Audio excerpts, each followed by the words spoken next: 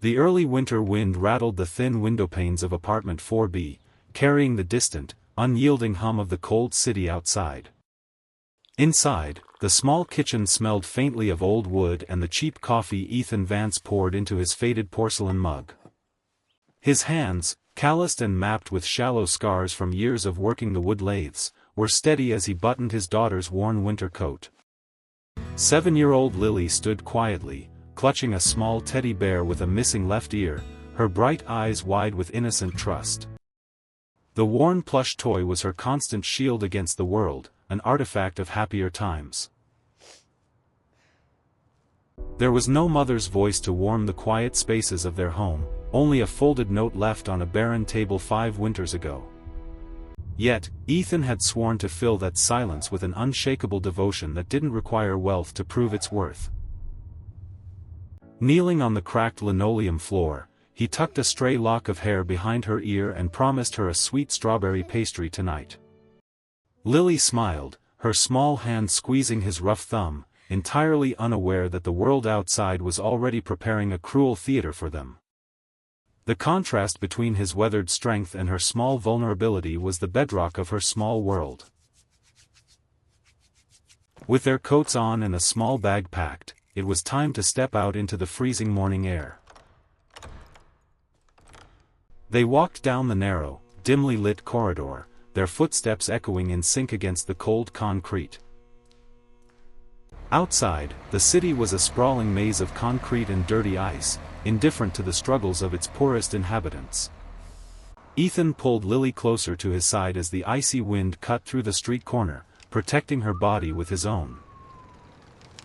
As the heavy vehicle jolted forward, Lily stared into the glass, completely unaware of the trap waiting for them at the journey's end. The industrial roar of the woodworking shop swallowed Ethan Vance whole as he stepped into the dust-heavy air of his reality.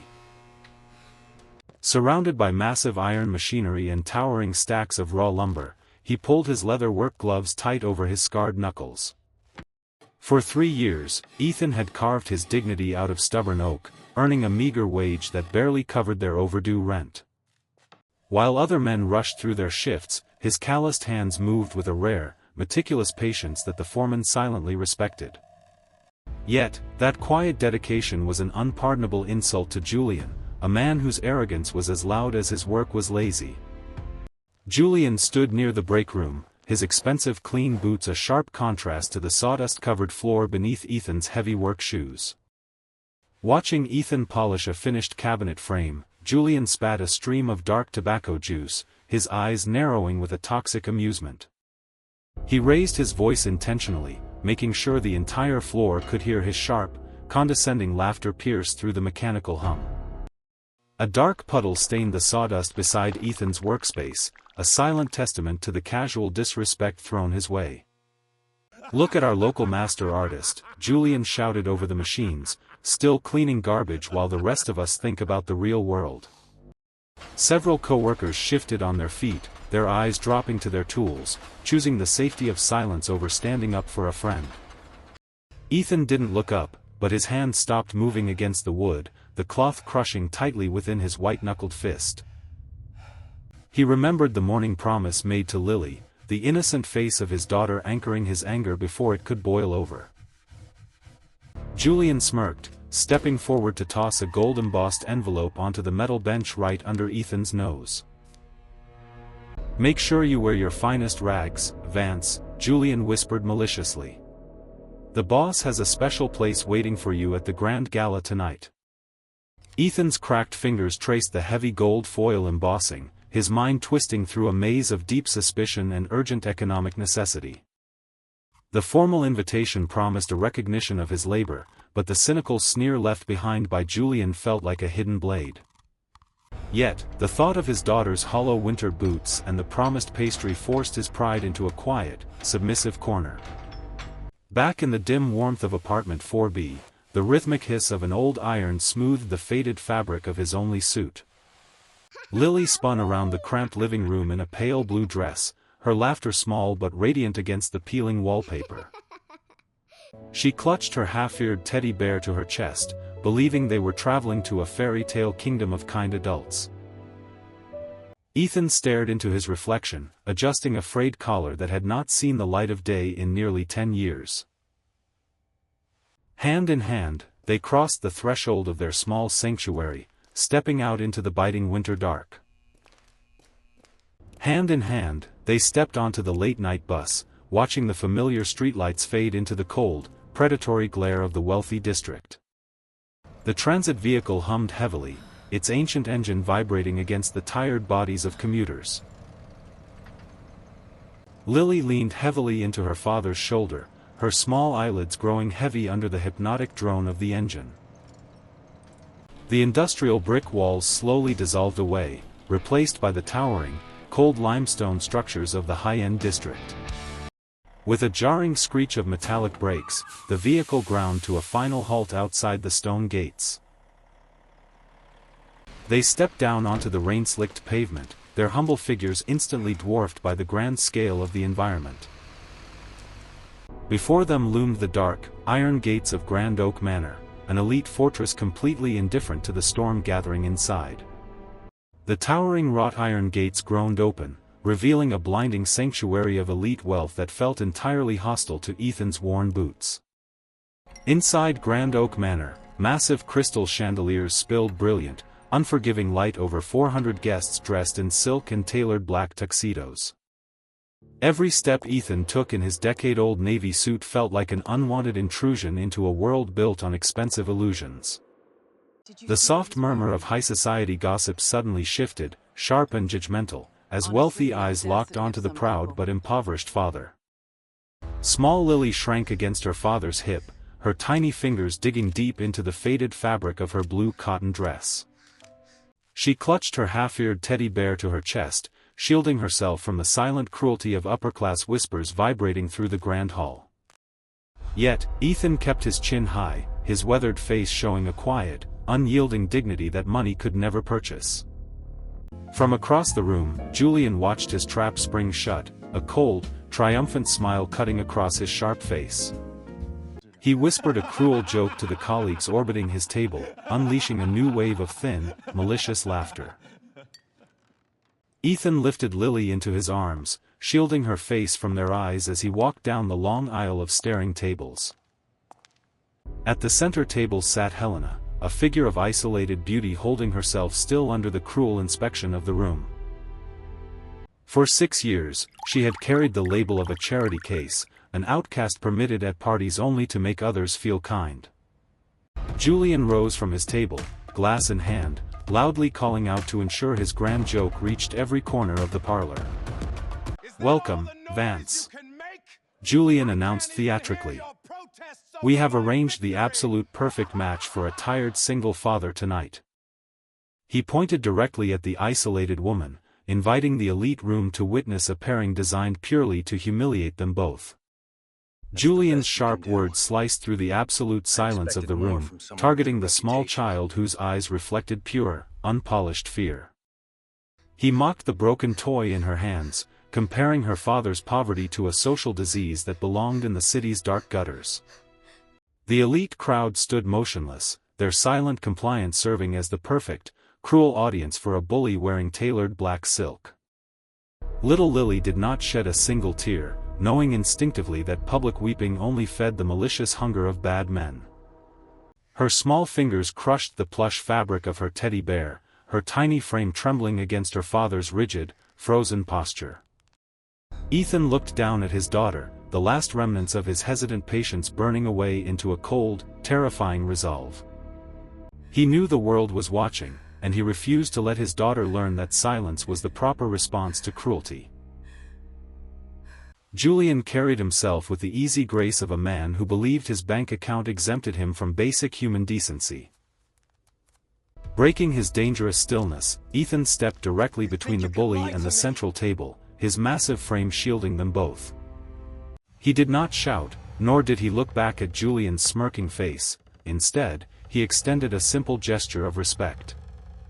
He pulled back the seat for Lily, settling his small girl into it with the quiet gravity of a king hosting a royal banquet. The broken plush toy now sat proudly among the fine crystal and sterling silver, a silent witness to a father's unyielding pride. Ethan took his own seat across from the humiliated woman, lifted his calm eyes to meet hers, and spoke in a voice meant only for her. "I am sorry," he murmured gently. "You do not deserve to be made into a punchline by men who have not earned the right to speak your name."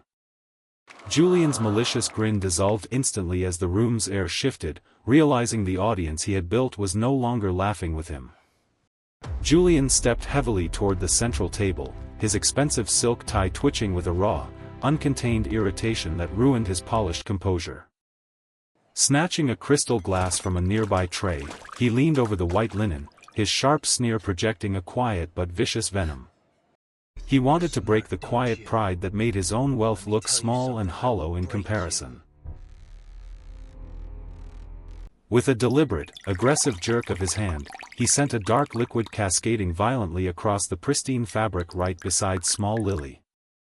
The glass shattered against the porcelain rim, sending sharp shards scattering across the table like tiny, dangerous teeth under the chandelier's glare.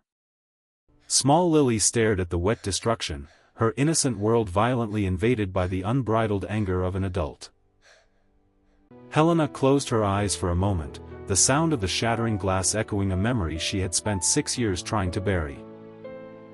A collective breath escaped the surrounding crowd, their eyes freezing on the dark stain spreading rapidly across the clean, starched surface. The thin amusement that had sustained the room for the last 10 minutes suddenly evaporated, leaving behind a cold weight of shame. Yet Ethan did not flinch, his large frame remaining perfectly still as he rose slowly to match the bully's hateful stare. He did not rush, he rose with the patient, terrifying weight of a man who had decided long ago never to crawl before anyone. He stood at his full height, his calm, unyielding eyes locking onto the antagonist, refusing to apologize for his own quiet dignity. Julian's breath grew short as he looked up into the though mock's face, realizing his performance was failing to produce fear. "Pick it up, Vance," Julian hissed loudly, his finger stabbing into the air. "Pick up the mess you belong in before I have you thrown out like trash." Ethan looked at the pointing finger, then slowly lifted his eyes to Julian's face, his voice dropping into a low, terrifying rumble that silenced the room. Ethan's low register cut through the frozen ballroom air, carrying a heavy, unyielding resonance that silenced the final whispers of high society. He spoke with a terrifying calm, refusing to lower himself to the explosive anger Julian had desperately tried to provoke. His words exposed the hollow nature of tailored silk when it was used to hide the small mind of a public bully. Nearby guests lowered their eyes, shifting uncomfortably as the stark truth of the workman's dignity laid bare their own silent, cowardly compliance. To Lily, the hostel room no longer existed, there was only the towering shadow of her father keeping her safe from the cold. Julian's face paled, his expensive champagne glass trembling inside his grip as his built audience turned away from his failing performance. Helena raised her eyes, looking at the though mock's profile with a profound realization that she was no longer facing the dark alone. The room's loyalty dissolved like salt in water, leaving Julian isolated within the very theater he had built for another.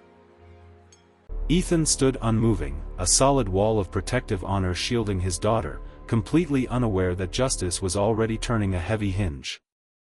The side parlor's doors opened then, not with drama, but with the quiet authority of a hinge that had been waiting all night to swing. The general manager of the Grand Oak Empire, a silver-haired man named George Whitman, stepped through the doorway with 2 assistants behind him. He had been searching for the elusive owner for the better part of an hour, and his face slackened with concern as he locked onto the center table. Bypassing the frozen crowds, he crossed the floor with a formality that did not belong to ordinary hotel work, heading straight toward Helena.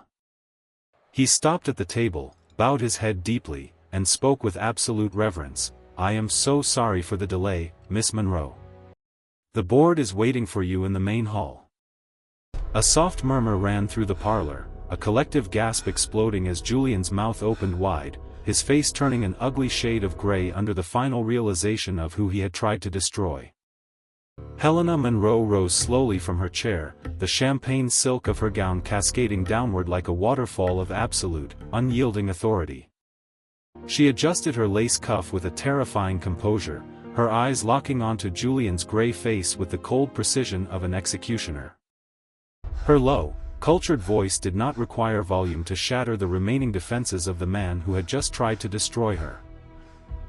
She pointed out that a bully's power was merely a borrowed shadow, expanding only when allowed to terrorize those who could not fight back. The illusion of his corporate superiority evaporated in a single heartbeat as his fingers betrayed his inner panic.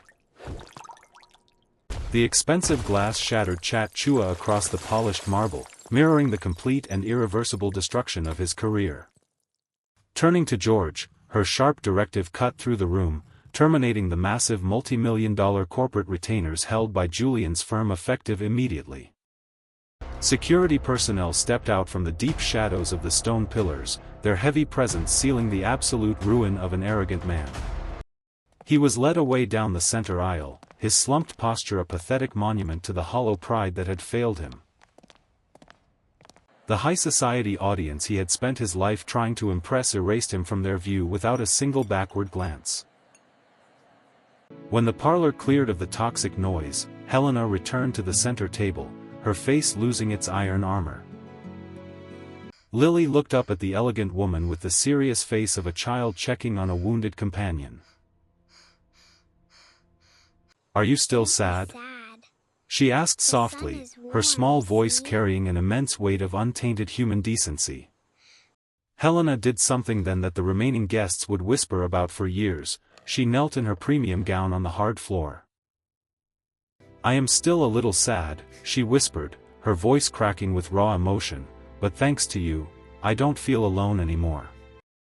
Kneeling on the cold marble, Helena looked at the small child whose innocent bravery had anchored her during the storm. Lily reached deep into the small pocket of her pale blue dress, her tiny fingers searching for a hidden treasure.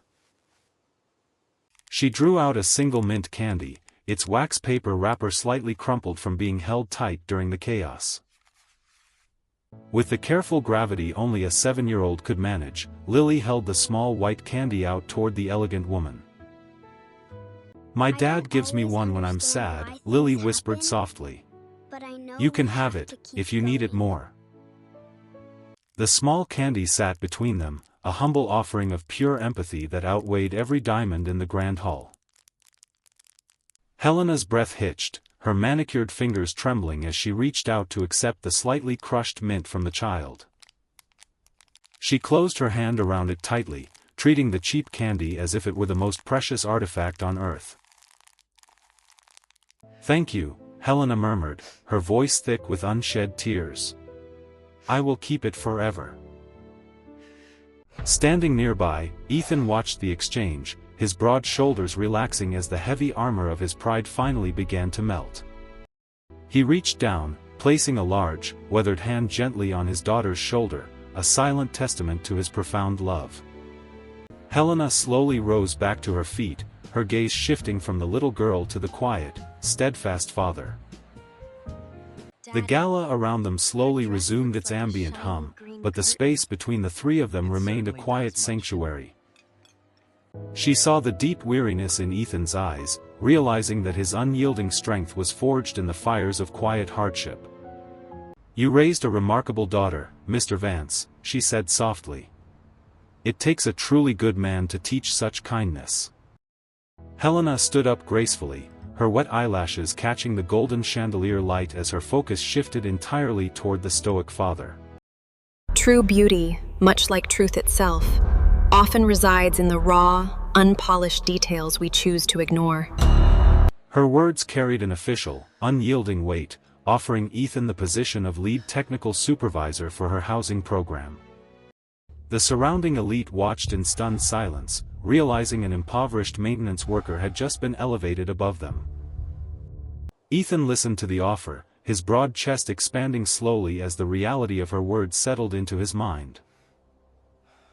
Ethan accepted with a slow, dignified nod, his weathered face remaining calm as the heavy chains of poverty finally broke apart. Lily smiled, sensing with the sharp intuition of a child that the cold days of their struggle were finally drawing to a close. She turned back to her documents, her movements swift and efficient as she finalized the structural changes for the company. George bowed his head once more, his face reflecting absolute agreement with the president's swift judicial actions.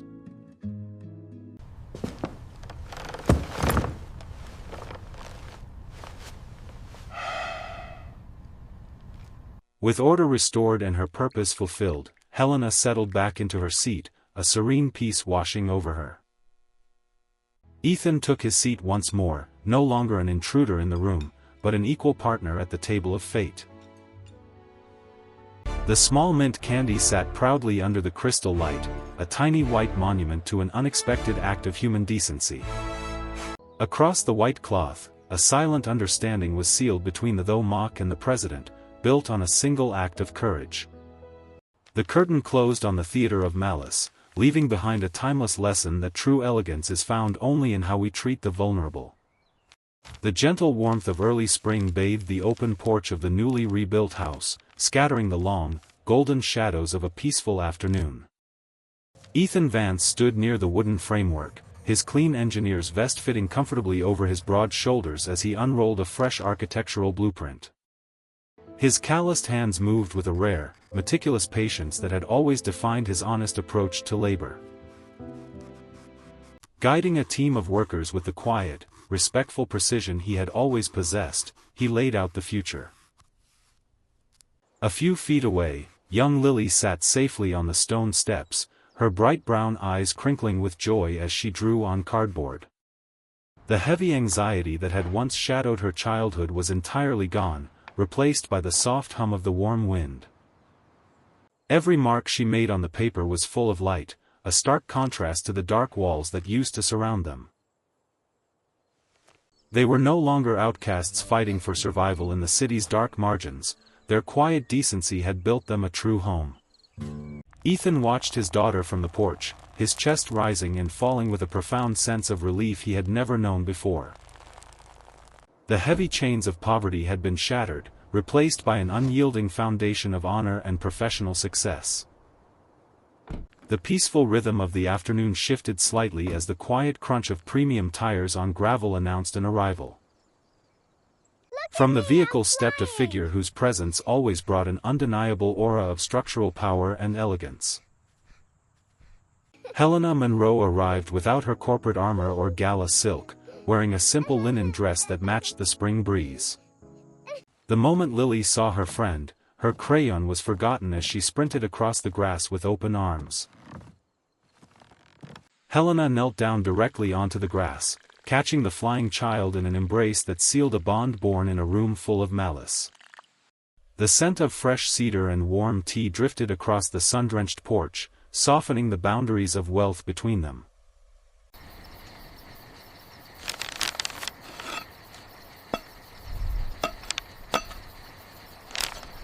Helena accepted the simple porcelain cup, her manicured fingers warming against the ceramic surface as she unfolded her strategic plans. The warmth of the cup was a grounding reality, a stark contrast to the cold glasses she had held in corporate boardrooms. Listen to me. The calculations were wrong. The detailed lines of the housing plan laid open between them, a physical manifestation of a promise to rebuild broken foundations. Ethan listened in silence, his steady nod reflecting a deep, practical understanding of structural integrity and human necessity alike. His weathered fingers pointed out the technical practicalities, matching her grand vision with real-world craftsmanship.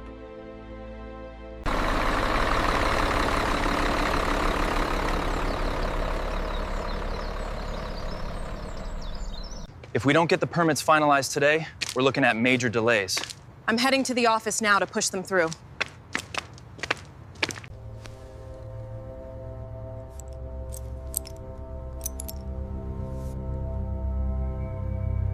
We are not just building roofs to stop the rain, Miss Monroe, Ethan said softly, his low voice vibrating in the dusk air. We are building a place where people can finally stop hiding from the storm. That is what makes the work worth doing. Helena smiled, her heart finding an unshakable anchor in the though mock simple, profound truth. The foundation was laid, the roof was sealed, and under the infinite vault of the spring sky, a new chapter of quiet success had officially begun. The crisp morning air carried the lively echoes of moving trucks and children laughing across the clean, newly paved neighborhood street. Ethan Vance walked alongside a young mother, his warm, low voice calm as he handed her the shining brass key to her new home.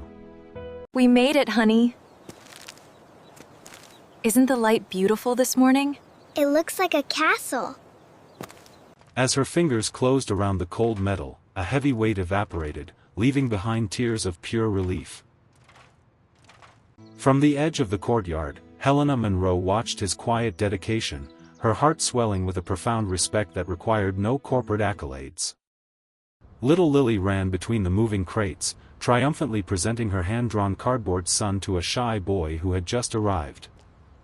The drawing was crude, but its golden rays carried the exact warmth her father had preserved for her inside their darkest days. The simple gift of a child ignited a warm ripple of pure human decency, transforming a collection of brick structures into a living sanctuary. Class and background vanished between them, replaced by the universal language of simple compassion. Under the clear spring sky, their shared vision had officially altered the internal landscape of the city's most forgotten souls. A place where an honest lease replaced the constant fear of eviction, giving a mother a true foundation. The program's workforce moved with clean efficiency, a collective machine operating under the laws of mutual respect. Helena closed the distance between herself and the lead supervisor, her steps confident yet completely humble. They stood face to face under the open sky, two leaders who had turned an act of decency into a structural reality. The blueprint was alive, the community was whole, and under the boundless vault of the spring sky, a testament to unexpected decency had officially changed the world. As evening descended, the new community courtyard filled with a warm, golden radiance from strings of simple outdoor lights. Long wooden tables were arranged under the open sky, draped in mismatched but meticulously clean cloths provided by grateful families. Neighbors shared humble, homemade dishes, their genuine laughter and easy conversations completely washing away the bitter memories of past hardships. Ethan Vance arrived at the courtyard corner, his broad frame pausing in quiet surprise as the community turned to welcome him. A profound, respectful silence swept through the gathering before erupting into a wave of heartfelt applause for their lead supervisor. The young mother stepped forward with a warm plate of food, her eyes reflecting an unpolished, lifelong gratitude for her sanctuary. The desert teaches you things. Patience. Silence. How to survive. Ethan walked over to Helena's table with measured steps, carefully holding two steaming porcelain mugs filled with warm, spiced cider. The morning sun flooded the high-rise executive office of Monroe Hospitality, casting long, sharp shadows across the polished glass desk. Her elegant fingers turned the typed pages steadily, her eyes scanning graphs that showed an unprecedented rise in community trust and corporate efficiency. We need to adjust the structural supports here before we can finalize the layout. But what about the view from this angle? That's exactly why we need to move the supports to align with the new sight lines. Look, I understand why you're angry. But you have to believe me when I say I didn't have a choice. Together, their silhouettes stood tall against the panoramic window overlooking the bustling city, a testament to the power of unexpected decency. The polished mahogany conference table reflected the cold glare of minimalist overhead lights, framing a room filled with corporate skepticism.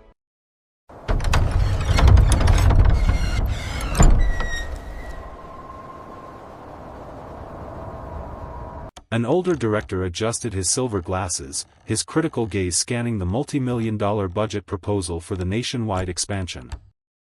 He tapped an expensive pen impatiently against his leather folder, his silent doubt creating a tensed rhythm throughout the boardroom. Standing at the front display, Ethan Vance remained perfectly composed, completely undeterred by the critical elite stares locked onto him.